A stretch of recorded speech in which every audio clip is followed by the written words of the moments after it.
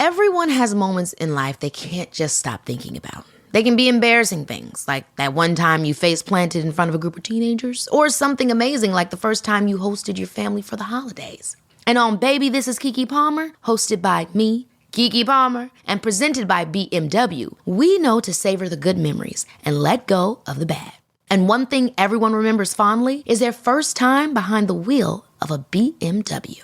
So come join me and BMW this summer as we explore pop culture moments and topics you just can't stop thinking about on Baby, This is Keke Palmer, sponsored by BMW, the ultimate driving machine.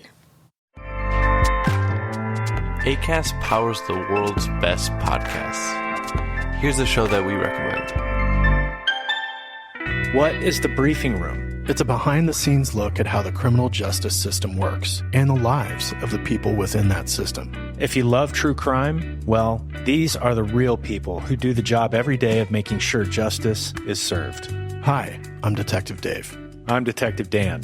Together we have decades of experience in local law enforcement, a profession that we think is often misunderstood. So we're going to explore how to do it right, and we won't shy away from when it's done wrong. These are stories you'll hear nowhere else. Unique, frank, and unvarnished. From the team that brought you Small Town Dicks, this is The Briefing Room. Episode 1 drops on August 30th. We'll meet you in the briefing room. Acast helps creators launch, grow, and monetize their podcasts everywhere. Acast.com.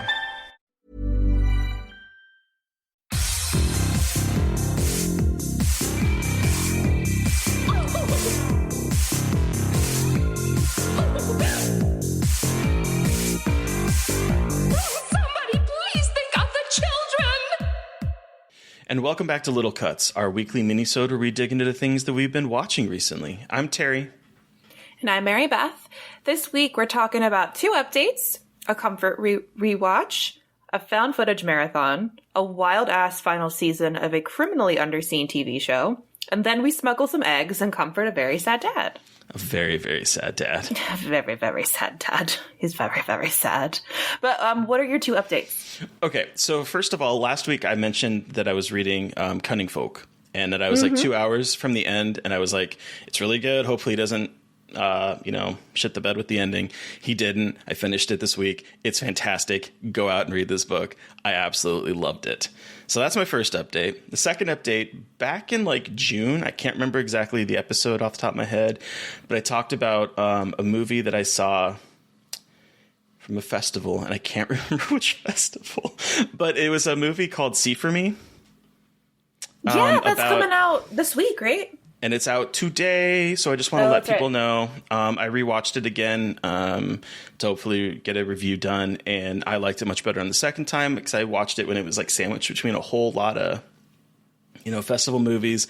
It didn't really like stick out in my mind, so I didn't review it at the time. But yeah, it's really good. Blind former skier is cat sitting in a secluded mansion. 3 thieves invade because the person she's sitting for has a ton of money in a safe.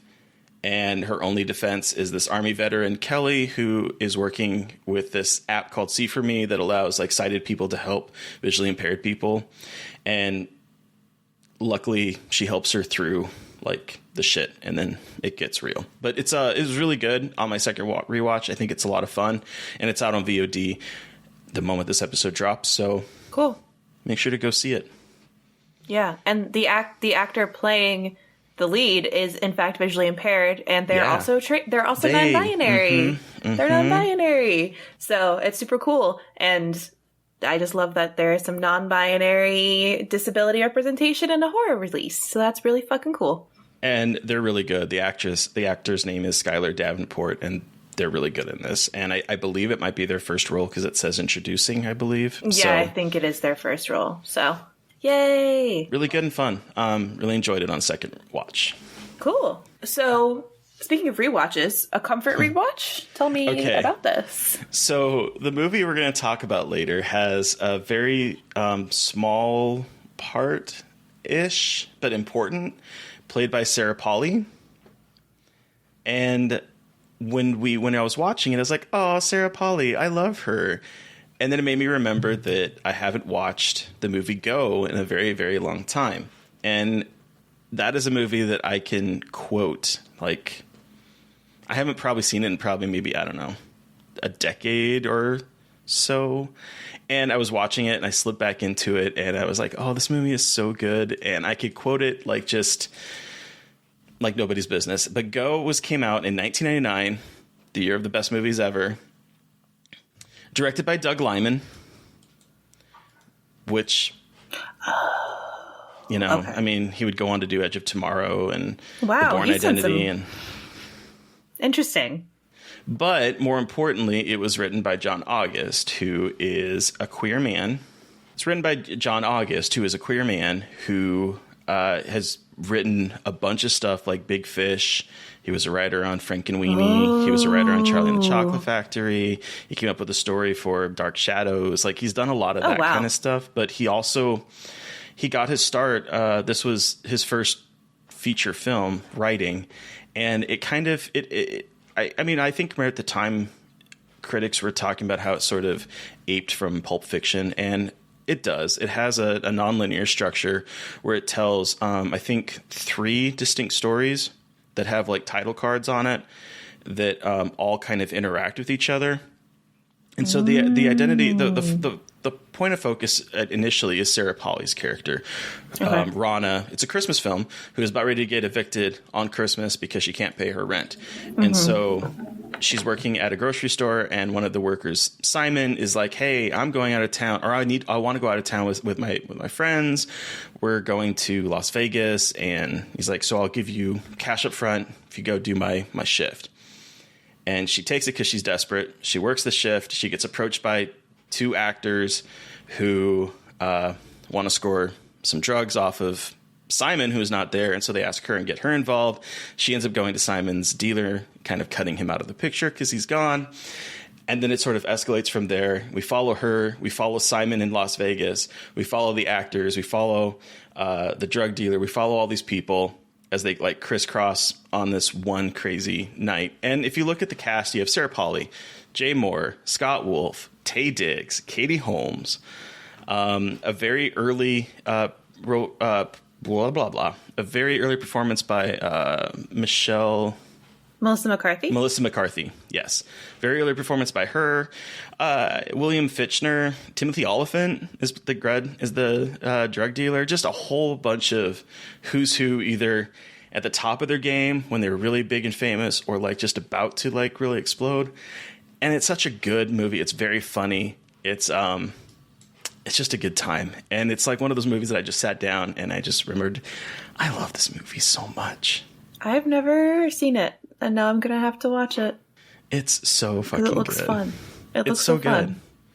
And it's surprising. Like, even after seeing it, it's like I knew it was coming, and I mean, like, that is such a good little twist because the way the stories are to intersect and it ties it all together. It's an expertly written movie. I mean, it's Doug Liman. You know, he directs action really well, but the story is where it's at, and this one is really good. So go see Go from 1999.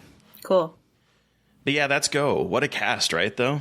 Seriously. Incredible. Yeah, so it's really good. I really recommend it. I think it's aged really well. A lot of fun.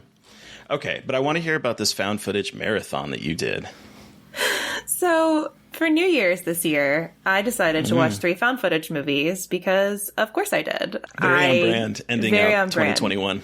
Yep, I spent part of New Year's Eve and then the next day, like laying in bed, watching found footage movies on Tubi. So I watched Daylight, which is from 2013, Horror in the High Desert, and Dark Mountain. 2 of them I want to talk about. Horror in the High Desert was fine, but I didn't really like the ending, and I just didn't necessarily feel like it was as good as the other 2 I'm going to talk about.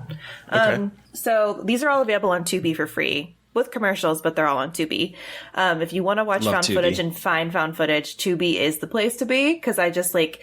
This movie, Daylight, was recommended to me, and then I just sat on Tubi and like scrolled through like all the found footage they had and added it to my watch list. So highly recommend if you're a big found footage fan. But Daylight is from 2013, and it's a horror. It's a horror thriller. I'm reading this off a letterbox. Like I didn't know that, but it's a found footage film about a team of Child Protective Service agents who are investigating like what they think is a string of sexual abuse cases, and it actually potentially turns out to be demonic. So it's an interesting premise, and it's really difficult source material to kind of handle, and I think it does a decent job. I think there's a lot, it's very convoluted, so it's like not a lot of it makes sense, but I wanted to bring it up just because it's like, I think it's a very creative premise, and the way it goes in the end is super bizarre, and I really liked that. So like, even though it doesn't totally work all the time, it swings for the fences and a lot of like the things it tries to tackle and how it tackles it. So it starts out as a like very serious, like found footage drama, and then it becomes this like fucking crazy, like as above, so below kind of vibes found footage movie. So like I said, it might not be for everybody because the plot, like the story, there's a lot going on in the story, and it's not all really explained, but it's a fascinating kind of idea and a creative take on the subgenre. So I recommend it for people that, you know, looking for something a little bit different in found footage. And then 3 directors. Yes, 3 directors. I think it's all 3 of the main people. Yeah, it's directed by David McCracken, Joel Townsend, and Caden Tremaine. And David McCracken and Joel Townsend are both in it, but Caden is not. But yeah, apparently David McCracken wrote it so he could star in his own movie, which is hysterical. So that's Daylight, and that's on Tubi. And then the other one I wanted to talk about was Dark Mountain, which is directed by Tara Anise, and it is one of the rare found footage movies that's directed by a woman. I was going to say. Which is super exciting. It's also from 2013. I've been meaning to check this one out for a while, and it's got like very much Blair Witch vibes to the point they say, what, you want to end up like the Blair Witch Project, which I found hilarious. And again, not everything about this movie worked for me.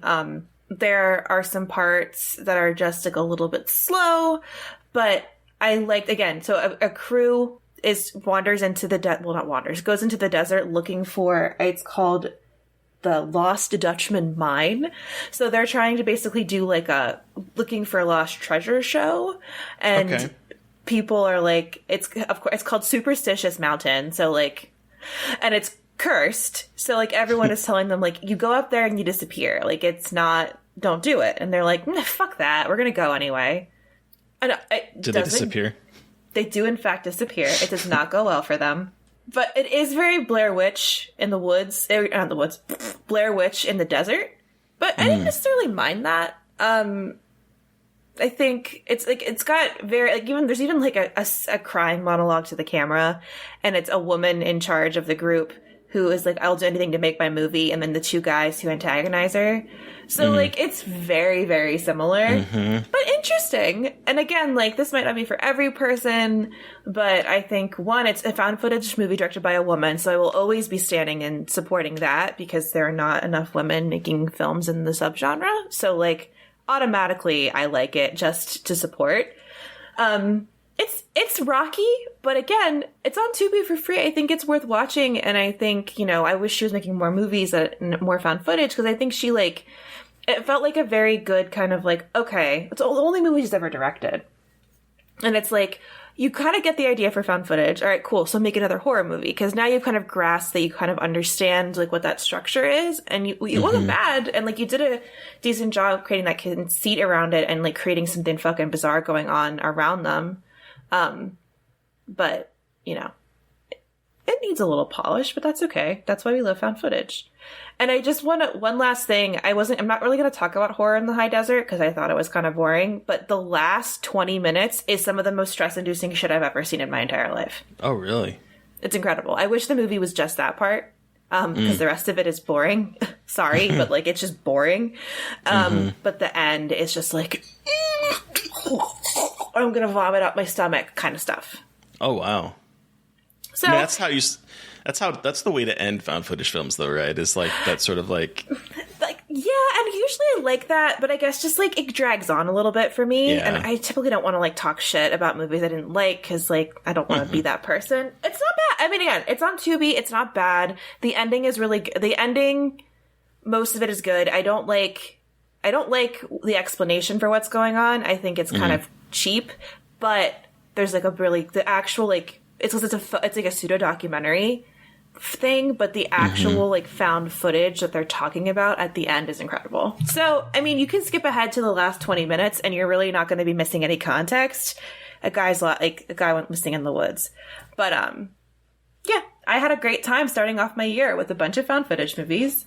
Hell yeah, it was a great time. Yeah.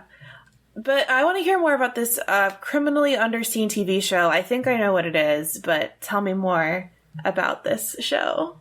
Okay, so I've talked about the show a couple times on the podcast. I love Search Party. I think Search Party is a fabulous show that not a whole lot of people have seen, but I'm so glad that HBO Max picked it up after TBS decided to not do scripted shows anymore. And they aired season 3, then they did season 4. And I thought season 4 was going to be the end of the series until like the last shot of it. And then it's like, oh, are they leaving it up for a 5th one? And then lo and behold, they made a 5th season.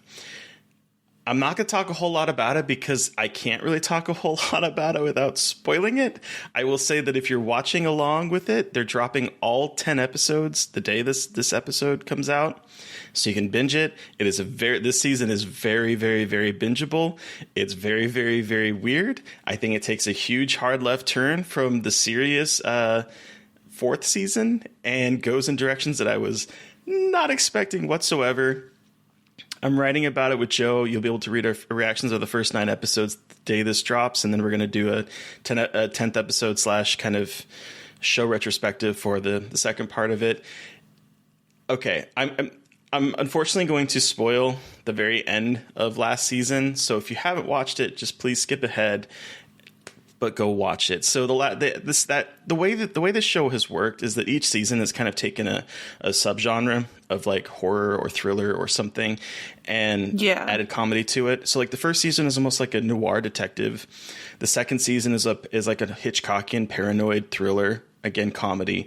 Okay. The third season is like a lawyer show. The 4th season, she ends up getting Dory, who's played to perfection by Alia Shawkat. Gets kidnapped. Her head gets shaved. She gets psychologically tortured for most of the season and brainwashed as sort of like, in a way, kind of punishment for the stuff that she's done over the last 3 seasons, it feels like. And then the end of that season, she dies and then comes back alive. Sick. And in this season, she has seen stuff. She's had a near-death experience. And so what do you do when you've been dead for 36 seconds? You form a cult. And so this season starts out as sort of like a cult comedy, as she is like accruing people through TikTok, through social media, like creating this whole brand. Jeff Goldblum plays a sort of, I would say, Tesla. What's the Tesla guy? What's his name?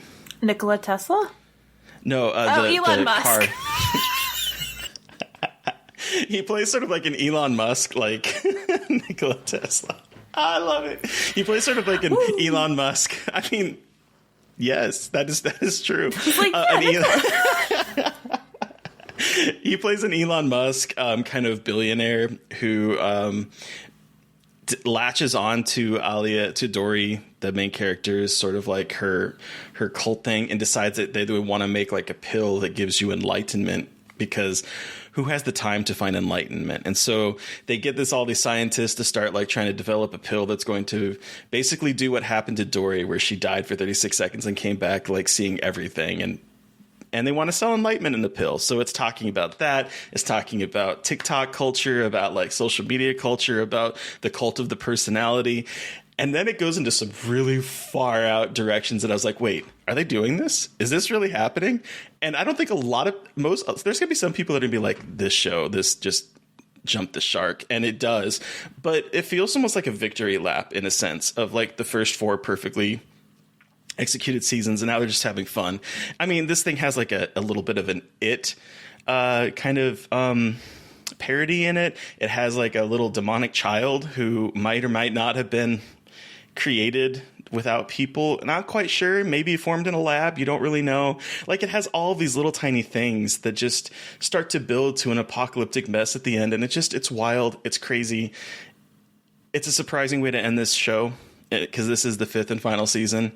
But it kind of makes sense in a way. Okay. So all 5 seasons as of today are on HBO Max, and go binge, listeners. Go binge. But yeah, that's Search Party. Cool. In a nutshell. Fascinating. I do need to watch it. Wild. I'm sorry I just spoiled the ending of season 4. I could have said something, but I was like, it's fine. I bet I will still enjoy it. It's kind of hard to talk about this season without, like... Yeah, that's fair. Okay. So eggs and sad dads. Yeah, so we watched Exotica for our erotic thriller, and it's directed and written by Atamagoyan, I believe is how you pronounce his name. Not 100% sure. Apologize, Adam, if it's not. What a good movie. But also deeply, deeply, deeply sad. Yeah, what the fuck? Why are all these erotic thrillers so goddamn sad now? I mean, like, the premise itself. Let me just read the premise from Letterboxd here for everybody.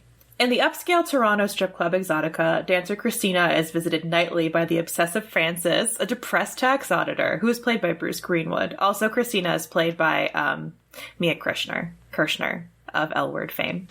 Also, not another teen movie fame. Yeah. Her ex-boyfriend, the club's MC Eric, Elias Cotes.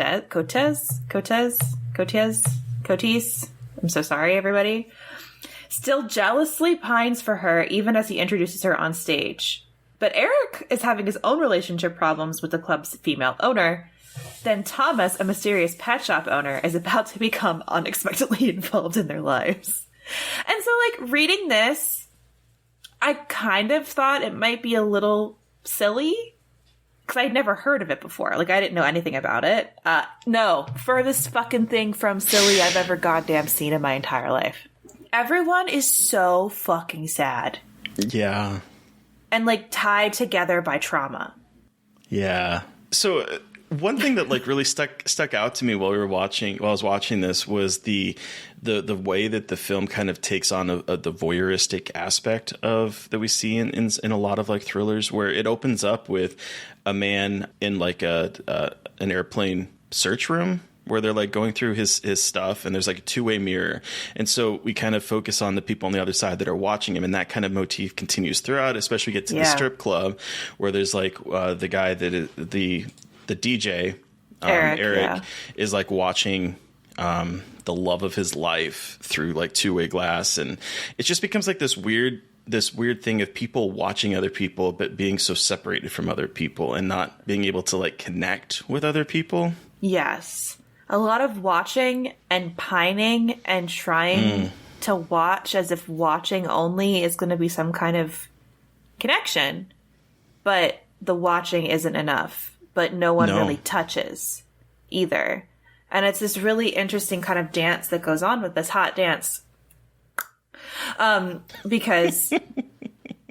well, so that makes me want to talk about the club, Exotica. Like, okay. The most... First of all, so this strip club, the Casa Bonita of strip clubs, like, what the fuck? I expected there to be, like, you know, like, cliff divers. I expected there to be, like, you know, some, like, old cave that you had to, like, crawl through. Have you ever been to Casa Bonita? Do you know what it is? Have you heard of it? Yeah. They talked about it. They go to it in the South Park episode, right? And it is literally that. I've been there, and it is horrible food. But, like, this looks like Casa Bonita. Like, if they had said that they filmed this at Casa Bonita, I'd be like, yep, they sure as fuck did. Yep. Wild. There's, like, ponds, and they're, like, playing in the water, and the stage is not your typical, like, there's no pole. It's this very strange runway with, like, old-fashioned lighting. There's plants. All of the women are just, like, very fancy. It's just, the vibe is beyond any kind of strip club that you would ever think. Like, it's so weird, and it's like it's owned by a woman, and it's owned by a woman, the daughter of the original owner, which I kind of love that it was like a kind of a female-owned strip joint. Mm-hmm. And like the vibes with that whole thing were really interesting. But I also was kind of laughing at the dances were only $5. Okay. I was like, inflation and all, but like that's really low. Yeah. And you're talking about how you're a high scale club, and like she talks about how they only want a certain kind of client, and it's like all like wealthy looking men, but it's $5 for a dance. I thought the kind of financial aspect of this was so fascinating because the guy blah blah blah blah blah, because Francis, Bruce Greenwood's character, is constantly driving Tracy, played by Sarah Polley, who is the whole reason I went to go watch Go. He's driving her home after she babysits his dead child, so much there, and he pays her $20 an hour, and so she's making $20 an hour performing music in an empty house while poor Mia is strutting her stuff as a schoolgirl on the stage for $5 a dance at a table. I'm like, what? Yeah, it was very, very interesting. Oh yeah, the money was a lot of transactional stuff in this movie too, like paying for attention and paying for like comfort. There isn't a lot of like genuine, but there are genuine connections, but it's at the same time very transactional, and it blurs these lines a lot of the time with like, so you're paying someone this money, are they actually comforting you, or are you just paying them to give you a service? You know what I mean? Because this movie has that vibe, especially with Bruce Greenwood's character and his relationship with Christina. Well, we find out that it's way more complicated than like, what the fucking shit. But it's very much like, it's not I can save her energy, but it's very much like throwing all of his like kind of mental well-being into this sex worker who he pays to pay attention to him and like comfort him. But it seems deeper. Like she also seems to kind of benefit from their relationship like emotionally, and it's not just transactional, but it's interesting to kind of, that dynamic is so weird. Like obviously there's a very innate power dynamic in that situation, and then there is also the added baggage of their further connection and who they are to each other. I actually went, wow, when I found out like their connection at the very end. I was like, holy shit. You know what I went holy shit over? When they find the little girl's body and she's wearing that exact uniform that Christina wears as her dancer outfit. Christina wears a dead girl, an outfit a dead little girl was wearing as her costume on stage at Exotica.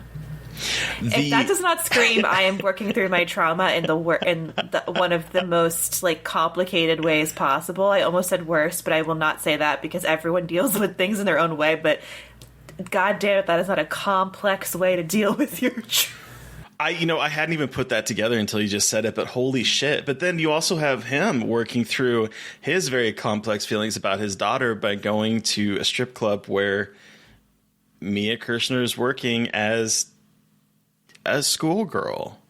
And so there's that weird aspect of it too, of him working through his like familial trauma by going to a place where you're paying for sex, but he's not paying for sex. But it's like this weird, it's icky, but it's also like, it's icky. But it's also like, it's deeply sad.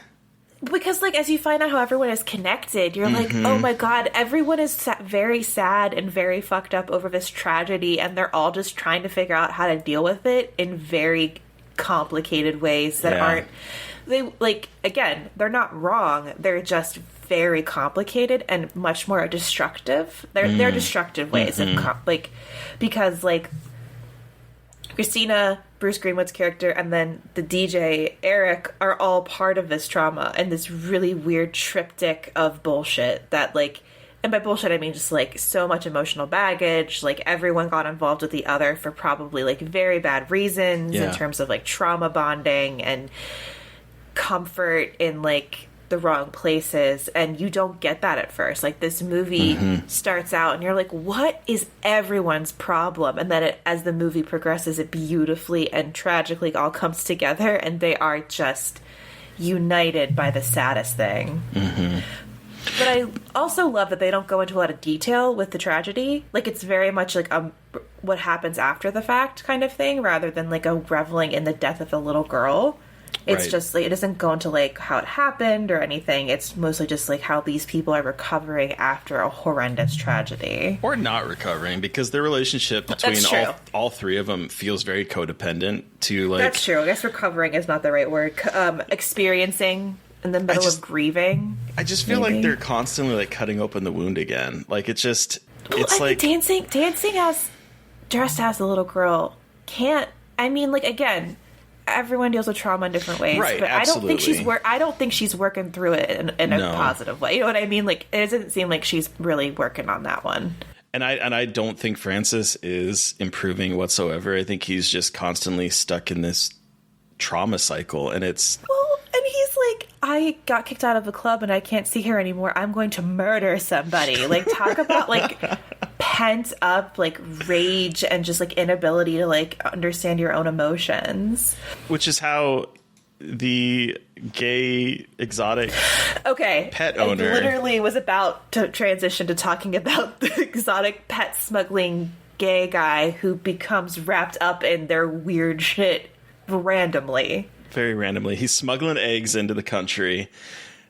He's doing it illegally. He's potentially like the... Francis works for the Canadian equivalent to the IRS, who is like doing an audit on his stuff. And obviously he's doing shady businesses, and he's making a lot of money because he's obviously not selling fish from his exotic pet department, because those fish tanks are rank. Dude, you wouldn't have to clean out your dead fish constantly if you would actually clean out your fish tanks, because those things were green as fuck. They were disgusting. It was so gross. You could smell it. Yeah, you could. It was like... You know, you go into like a pet store and you get that smell. This is what that pet store would smell like to like the nth degree, because that shit smell was from rank. Outside. It was gross. It was like the worst pet store you've ever seen. But obviously he's smuggling in rare birds. Right. But he does something interesting where he gets... Instead of someone covering cab fare, he gives him 2 ballet tickets. And so what he does is he goes, well, fuck it, I guess I'm just going to go to the ballet. And then someone has a sign, looking for 1 ticket. And he has one. So he sells it to the guy, and they go to the ballet. And he then, at the end of it, he says, I was given these tickets, I shouldn't take your money. And then... But he keeps doing that. But yeah, exactly. So like, and then it ends up they go get drinks, and they probably hook up, and this happens multiple times for him. Like, it's so weird. It's like, again, it just turns into sex, but it starts out as like going to the ballet together, and it's a transaction almost. It's again transaction. Like, I'll give you money for this ticket. I'm going to give you your money back because I shouldn't have done that, etc., etc. And it's both sad, but also like a little skeezy, but also genius all in, because I guess like the power dynamic thing there just feels weird again with the transactional nature of the whole thing. Like, it's not paying for sex, but like it's paying for companionship. It's paying for companionship. And I say it's not, but the more I talk about it, it's like kind of sad, because again, like, he is trying to find companionship and he finds it in the ballet. And then like, it's also genius for dating. Like, what a genius dating technique. But it is like, I guess skeezy isn't the way to think about it. I think it's just so sad. It's just, it connects perfectly to the story that Francis is going through, where he seems unable to find human connection, and so he's going someplace to a place that is not meant for what he's trying to get. I mean, it's a strip club. You know, you're going there not to have a deep, meaningful conversation with someone, but he's going there for that. At the same time, Thomas is going to the ballet to meet people and to maybe have some kind of connection. So there's like an interesting dynamic between the two. They're also both watching dancers, and it's like, one is like a socially acceptable dancer, and there's like an audience watching together. So there's that voyeurism aspect again of how like they are both watching women dancing on stage, but one is deemed more proper than the other. Right. And so there's that interesting like kind of morality thing too to it. This movie. So many layers. This movie. It's like an onion. It's like an onion. Or is it a parfait? Parfait is all delicious. No, I think this movie is brilliant. It's brilliant. And I'd never heard of it before. No. And I'm so fucking glad that you brought it to watch. Thanks, Joe. Because it is, thank you, Joe. Like, it is incredibly brilliant and it's devastating. It's not sexy at all. You see a little bit of boobie, but like in her schoolgirl outfit, which is kind of weird. And it's incredible. It's an incredible movie. Like, but I've also found my new dance move because I loved her touch palm, touch head, hands over mouth. Like, I'm here for this. This is going to be. Is this what men want? Can I find a man by touching palm, touching head, hand over mouth? It was interpretive dancing, and I was here for it. It was incredible. Also, just want to give a quick shout out to Elias Koteas as Eric, who is just like sucking that microphone's dick the entire movie. It's incredible. This sad boy is just like yelling. It's like he's like a smooth jazz radio host, just like yelling his emotions onto the microphone, and it's just like. He's like, you're not okay. He is making love to that mic. I'm glad you brought up the kind of smooth jazz, because I was like, man, I could just see this guy. He's like on the radio. He's like, yes, and it's midnight here, and we're all just in that kind of sexy mood. So I'm gonna put on the sounds of blah blah blah blah blah, and we're gonna have sex and kind of flirt with all of you listeners. Like, that is the vibe he was giving through most of the movie until he got really angry, and then it was just like, rah. But it was really good. His performance was really good, I thought. Seek this shit out, fools. It's on Criterion Channel. Yeah. Only place it's streaming, I think, is Criterion. But get you a free trial. Go get it. It's good. This is really good. Criterion's worth it, and Exotica is worth it. That wraps up Exotica, but Terry, what are we watching next week? Okay, so we've kind of like gone a little elevated / kind of sad for the last ones, because we talked about Eyes Wide Shut, we talked about Unfaithful, we talked about this amazing film. So we're going to get a little sleazy and probably a little terrible, and we're going to watch the 2015 J-Lo vehicle, The Boy Next Door. Hell yeah, I'm so excited because Terry and I were talking and we're like, we really have not watched trash, which again, not complaining. No. But we need a little bit of trash. We need to bring some sleaze back to our erotic thriller. We're going to bring some sleaze. I'm hoping Rob Cohen, the director of Dragonheart, will be able to do that for what us. The fuck? Incredible. So yeah. I'm very excited about that.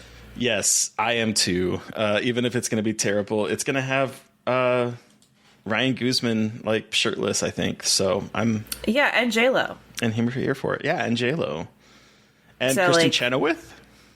Yeah. What? Also, this is from 2015, so I'm very excited to see all that. Yeah. 2015 glory. Absolutely. Okay, but who are we talking to on Monday, Mary Beth? On Monday, we are talking to Sheree Bohannon about writer, podcast host Sheree Bohannon about Stir of Echoes. Hell yeah, we are. Another 1999 movie, because that is the only year that movies ever came out. The only year that matters. And very excited to revisit this one. It was a great discussion, and this movie actually holds up pretty well. So I'm very stoked for that. Also, Sheree's hilarious. So oh my god, get laugh excited. so much. Laugh so much. She is great. I know. It was so She is fun. just a delight. She is. So, listeners, you've heard from us, but we want to hear from you. Did you watch something that we watched this week and have thoughts? Do you have suggestions for things we should be watching? Send us an email at scarredforlifepodcast@gmail.com. or reach out to us directly on Twitter. I am at MB McAndrews. And I'm McGailey Dreadful. And of course, don't forget to follow the podcast on Twitter at Scarred Podcast. And this is all going to be edited by Mary Beth, but let me tell you, this recording was a nightmare of multiple levels. So please do us a favor and give us that rating and review, because goddamn, this is our third part of trying to attempt to record tonight. So please go out there and shower us with some love. Please, and thank you. Thanks to Eric Power for our artwork. Thank you to Sean Keller for our music. Thanks everyone for listening. Please stay safe out there, but most importantly, stay creepy. And until next time. Won't somebody please think of the children?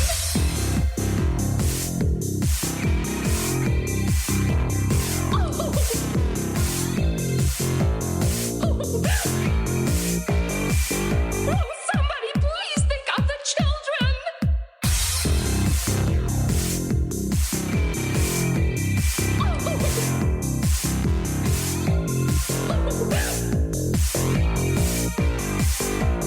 Somebody please think of the children!